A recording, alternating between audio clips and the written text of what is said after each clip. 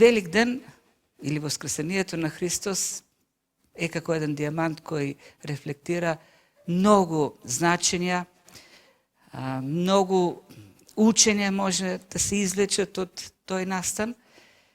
И една од маките, тежините на проповедниците е што секоја година да кажат од сите тие многу аспекти, посебно ако има 20 и повеќе великдени зад себе. Но мислам дека, има и тука една утеха, улеснителна околност, велат дека луѓето сабајле она што ќе го чуат на служба, веќе навечер и го забораваат. А па не верувам дека некој памте минатата година. И јас дури не памтам што сум говорил за Великден. Но има еден аспект кој сакам да го разгледаме ова утро од тој расказ, великденски расказ. Аспект на една надеж која Воскресението ја носи за сите кои ја утнале работата во односите со Бог, за сите кои не успеале, сите кои го изневериле Бог. А нашето изневерување на Бог е секојаш кога ќе го изневериме нашиот близок, кога ќе ја утнеме работата со блиските. И тој аспект можеме да го видиме во овој стих кој го запиша Марко во неговото Евангелие, кога еден човек, ангел облечен во бели облик, им рече на жените кои беа во празниот гроб: одете, кажете им на учениците негови и на Петар, дека тој пред вас ќе отиде во Галилеја. Станува збор за трите жени, двете Марии и една Саломе, кои рано наутро отидоа кон гробот, недела, зборувајќи по патот кој ќе ни го тргне тешкиот камен од гробот. Меѓутоа кога го стигнуваат, гледа дека каменот е тргнат, влегуваат, гробот е празен, само еден од десно вели седи еден човек во бела облика кој вели: не е тука Христос, тој воскресна, но вие сега ќе одите кај учениците и кај Петар посебно и ќе им кажете, и ќе му кажете на Петар дека Христос воскресна и отидете во Галилеја, таму ќе се сретнете со него. Овој додаток и на Петар го среќаваме само кај Марко, само во Евангелието според Марко. А древни извори, а и повеќето новозаветни коментатори се согласни дека Марко пишува под раководство на Петар. И папи, епископот на Хиераполис, кој е ученик на апостолите, тој во неговите дела тврди дека навистина Марко пишува под раководството на Петар. Петар е како инструктор во пишувањето на Евангелието. И кога Марко пишува, нели го пишува овој настан, овој момент од гробот, и вели: одете кај учениците и кажете им, може да замислим како Петар, нели, може преко рамо така се свртил, му рекол: и кај Петар, и на Петар да му кажат, да им кажат. Посебно на Петар. Тоа не заборавај да го напишеш. Многу е важно. И на Петар. И важно е, бидејќи и за Марко е важно. Ја знаеме изневерувањето што Петар го направи кон Христос, меѓутоа и Марко не почна добро во службата. На првото патување што го имаше Павле со Варнава, кога тргна од Антиохија кон Кипар и потоа Мала Азија, и Марко го зема со себе, и некаде во Памфилија по пат, го гледаме тоа на второто патување, Марко си тргнал. Му се видело тешко да оди да мисионира, да создава цркви, да гради цркви, да евангелизира, и се враќа дома, можеби кај мама и кај тато, таму. Млад бил Марко тогаш. И кога тргнуваат на второто патување, Варнава му вика на Павле: Марко, нема ли да го земеме? И тогаш Павле се спротивстава и вели, тоа запишено во 15 глава 38 стих: но Павле сметаше дека не доликува да го земат со себе оној што се беше одделил од нив во Памфилија и не беше пошел со нив по работата за која беа пратени. И тоа се случи еден конфликт, една долга соработка, која трае десетини и повеќе години меѓу Павле и Варнава, се растура и се разделуваат. Павле почнува сам група, а Варнава го зима пак Марко и продолжува да работи независно. Во секој случај, Тоа е почетокот на Марко. И тој има еден таков момент. И веројатно, кога Петар инсистира да биде вклучено тоа и на Петар да му кажеш дека воскреснав и доди таму во Галилеја да се видиме јас и он лично, веројатно е едно ухрабрување за самиот Марко и како што кажав, за сите нас кои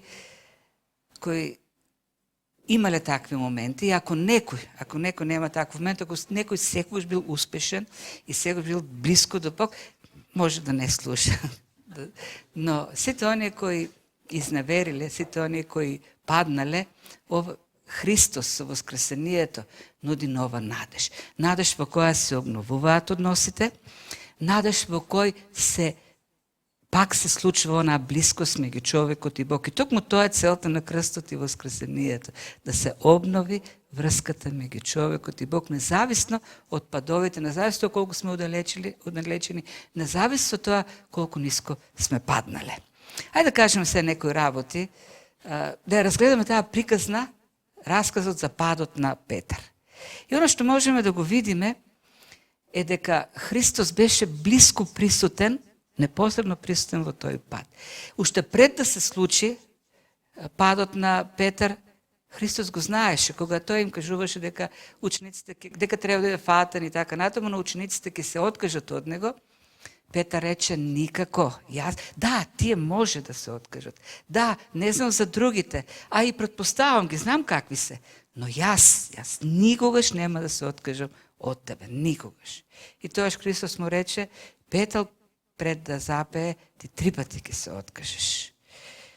Како што Давид вели во 139 псалм, уште пред да дојде мислата во умот, уште пред да дојде зборот на јазикот, уште пред делото да го направиме, Бог ги знае тие работи во своето съзнаење. И тој неуспех не може да се сокрие од Бог. Бог го знае уште пред да се случи, тој не е изненаден кога ќе се случи.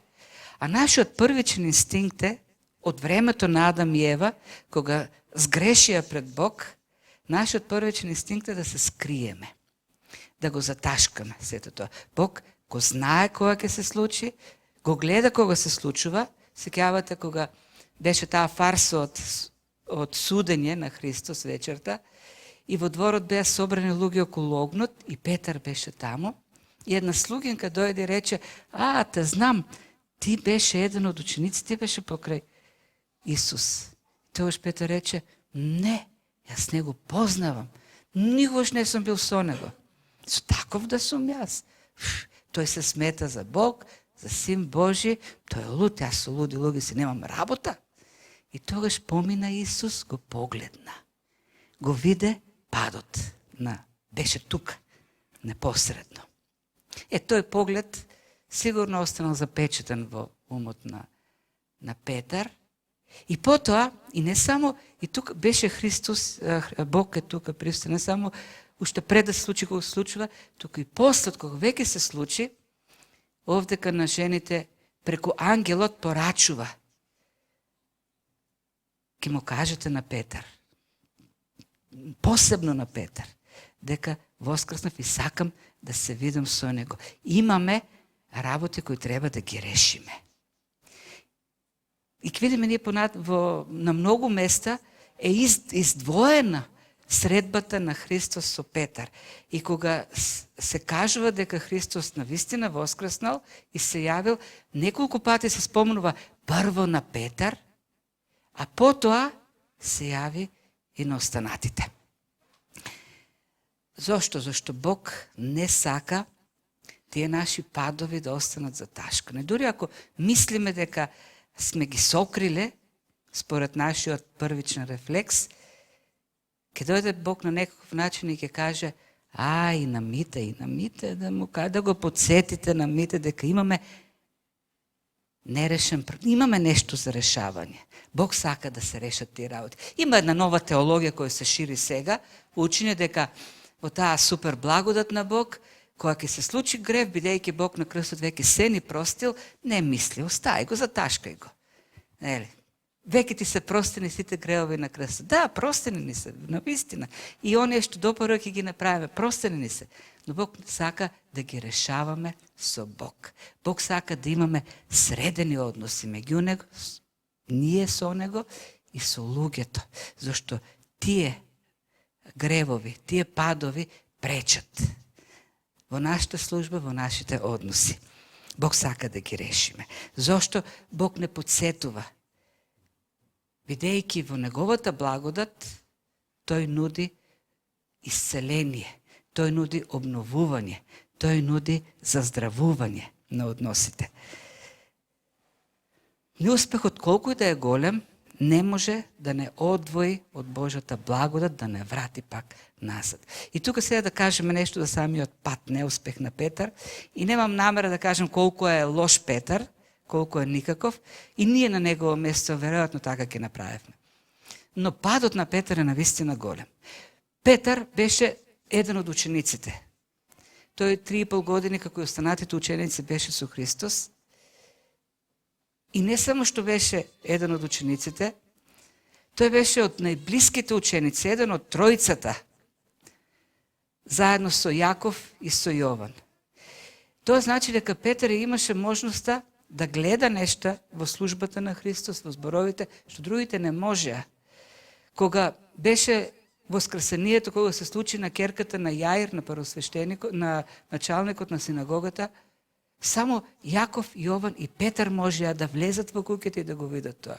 Кога се качи горе на гората, на планината и се случи она преобразба на Христос, само Петар, Јаков и Јован беа таму и можеа да го видат тоа. И ако Петар имаше по-човечки кажано, бидејќи богочовечноста на Христос е една мистерија во која не можеме по-човечки така да ги доловиме сите работи, но ако по-човечки кажеме кој беше најблискиот пријател, најблискиот другар на Христос, тоа беше Петар. Од тие тројца Петар беше издвоен како најблизок пријател на Христос. И ако по-човечки кажано, Христос имаше потреба од помош од пријател некогаш, тоа беше таа вечер. Кога беше фатен и кога беше неправедно суден, кога беше испеван, плукан, кога му удираа шамари. И таа вечер, кога тој имаше најмногу потреба од пријател, од најблискиот пријател, што направи најблискиот пријател? Рече, каков пријател? Тој не ми е пријател, воопшто не ми е пријател. Јас него ни познавам дури него. Сериозно предавство. И тоа беше, представете, тоа беа последните зборови што Христос ги чу од најдобриот пријател. На предавство. Не знам како Петар се чувствал петокот, саботата до неделата. И не знам како одекнале во неговата глава, во неговото срце зборовите, кога жените дошле кај учениците и кажале, знаеште, Христос воскресна. И ни рече да дојдеме, и посебно на Петар се свртува, посебно тебе да ти кажеме дека воскреснал. Воскресението на Христос, независно од падот, независно од тоа каква утка ќе направиме, нуди можност за враќање, за обновување, за заздравување. Нарочно го издвои Христос Петар, за да потенцира ние имаме работа несредена, ќе ја средиме, треба да ја средиме. И знаете, на неколку пати се повторува тоа понатаму дека Христос се јавил прво на Петар. Например, кога во Лука е запишено тоа, кога Христос се јави на 20 ученици што оде кон Емаус, тие не го препознаа, им раскажуваш од Стариот Завет што треба да се случи со Месијата, потоа отидува во една куќа, таму Христос го раскрши лебот, им се отворија очите и тие го познаа, и тој исчезна. И тие 20 се вратија во Ерусалим и да кажат, знаете што, Месијата е воскреснат. И учениците рекоа, да, знаеме, тој се јавил на Симон, на Петар. Тој се јавил на Петар посебно.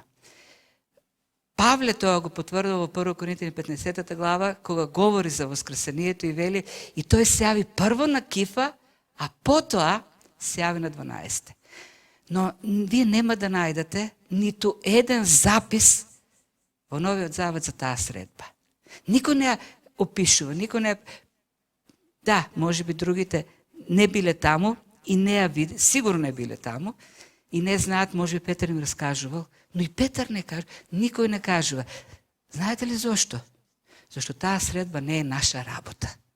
Таа средба е нешто што се однесува, нешто што е меѓу Бог и Петар. Една лична работа. Ни се кажува дека имал средба со Петар, но никој не знае што се случило. Знаете, Бог не е како нас, сите ние можеме да се вклучиме во тоа, да го извадиме оној пред јавноста што не изгрешили, пред сите да кажеме, ти шо ми направи, како не ти беше срам, да се откажеш од мене. Кога ми беше најтешко, ти се откажа. Не. Бог си ги реши нештата со Петар. Си ги реши по благодат. Она што јавно се случи, беше рехабилитацијата на Петар. Пред сите, Христос рече Петар, паси го моето стадо, паси ги моите овци. Падот на Петар беше јавен, но и обновувањето, враќањето во служба, Бог го направи јавно, пред сите. А она другото си беше нивна лична работа. Колку и да е гор... И затоа Бог инсистира. Кажете му на Петар, треба да ги вратиме назад. Работите, односите. Зошто? За да го врати во служба. Сега, независно од твојот пат, ти, твојата работа е да го пасиш моето стадо. Знаете, интересна работа, на личноста која, ученикот кој најмалку имаше легитимитет да проповеда на Педесетница беше Петар. Навистина. Ма Петар, таму во истиот тој град, само 50 дена порано, пред сите рече, јас не го познавам тој Христос, јас немам ништо со него. И се истиот тој човек, многу тие што беа на Педесетница во храмот, ги слушнаа зборовите на Петар, дека тој нема ништо со Христос. И сега истиот тој човек треба да застане пред таа толпа и да каже, верувајте во Христос, тој ве спаси, тој ви ги прости гревовите. Тоа е најнесоодветната личност, по човечки гледано. Ако одиме според системот на заслуги, оној мерит систем, ние би требало или да го исклучиме Петар од служба, или да го ставиме на најниското стапало. Меѓутоа, Бог не е таков. Бог го обнови и му рече, ти ќе го пасиш моето стадо. И на Педесетница Петар беше тој што проповедаше. И што се случи? Бог така ја покажа благодатта, што 3000 луѓе се покаја на проповедта на тој човек. Со една проповед 3000 луѓе. Тоа е воскресението на Христос и таа надеж што тој ни ја дава за нашето обновување. Обновување и покрај падовите. Падот на Петар беше страшен, но ништо не е поголемо од благодатта на Бог. Бог ги користи тие наши неуспеси да не научи нас самите. И Петар многу научи. Има една анекдота, вистинска, за еден од извршните директори на IBM, млад човек, кој работел на проект и загубил $10 милиони. И следниот ден го повикуваат во канцеларијата на Томас Вотс, мислам беше собственикот, и тој, знаејќи дека ќе му оставка ќе му дадат, отказ од работа, тој самиот си напишал и ја носи во канцеларијата и вели, јас веќе си ја давам оставката. И директорот му кажал, ти сериозно говориш? Ние штото го потрошивме $10 милиони да те учи, да те научиме на нешто, а ти сакаш да си одиш. Да, грешките што ги правиме, Бог ги користи за да не учи. Видите го истиот Петар кој таму викаше пред Христос, јас никогаш нема да се откажам од тебе. Јас сум силен во својата гордост. Тој пише во своето послание подоцна.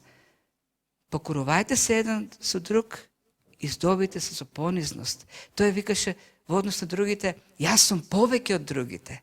Да, не знам за другите, но јас нема да те предадам никогаш. После тој вели, не, здобите се со понизност, покорувајте се еден на друг. Бог се противи на горделивите, а на понизните им дава благодат. Во градината тој не бдееше, не се болеше со Исус. Подоцна тој напиша, бидете мудри и бодри во молитвата во 4.7 Прво Петрово. Кога слугинката го посочи, ти си еден од учениците, тој рече, тој рече, бидете секогаш подготвени со кротост и страхопочет за одговор на секого кој од вас ќе побара сметка за вашата надеж. Пред слугинката, пред обична слугинка, рече, се уплаши и рече, не го познавам, подосна вели, секој што ќе побара сметка за вашата надеж, вие бидете подготвени да одговорите со страхопочет и со кроткост. И кога се нафрли, кога сакаа да го уапсат Христос, тој се нафрли кон еден слуга, слугата на првосвещеникот, замавна со нож, а подоцна во 1 Петро 2:20 ќе напише, ако трпите кога правите добро и страдате, тоа му е угодно на Бог. Бог не учи преку нашите неуспеси, зошто? За да направи уште посилни.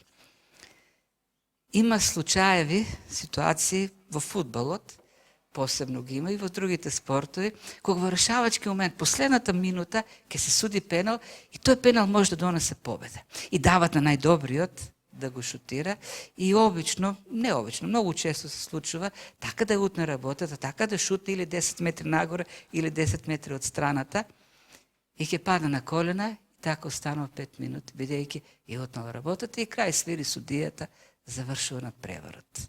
И тој останува виновникот за неуспехот.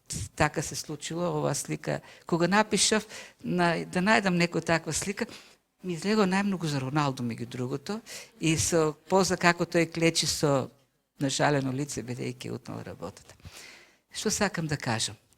Во нашата служба со Бог нема последна минута, по смисла ја утнеш работата и крај. Завршува судијата и остануваш како трагичар.